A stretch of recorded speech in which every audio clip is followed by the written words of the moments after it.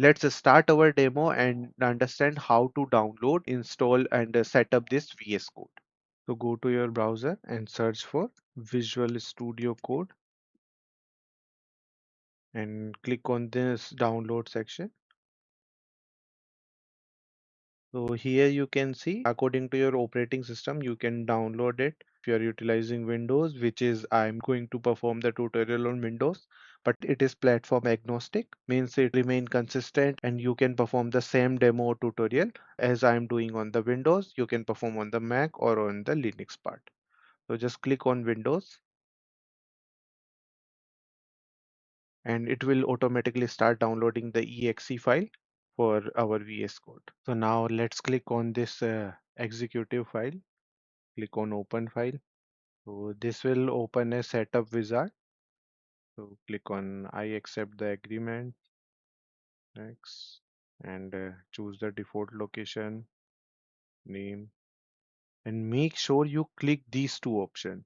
This will give you additional option in your context menu. So if you go to Windows Explorer by pressing Windows key or also known as Start key with the E, Start plus E, and then if you go to any folder and just click here. So here the options which you are getting here, this menu is known as context menu. So you will get an option of open with code when you click on this checkbox. So I always suggest to check these options both. Okay. So click on this option, click on next, and here you will getting all the details. Just click on install and the setup is starting to install VS Code on your computer. And as I said, it is a lightweight, so it will install in just a minute. So now uncheck this launch Visual Studio Code and click on this finish. Now open Windows Explorer by pressing Windows plus E key.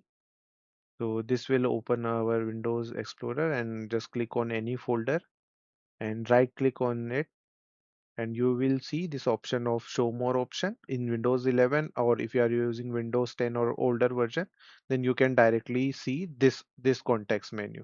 So here you can see now we have open with code option. So just click on this. So this will open your VS Code in the download folders, and you might get a pop-up asking for trusting that author. So make sure you click the trust the author option. Okay. So here you can see it is asking for themes and all. So like default theme is okay. Let me close this.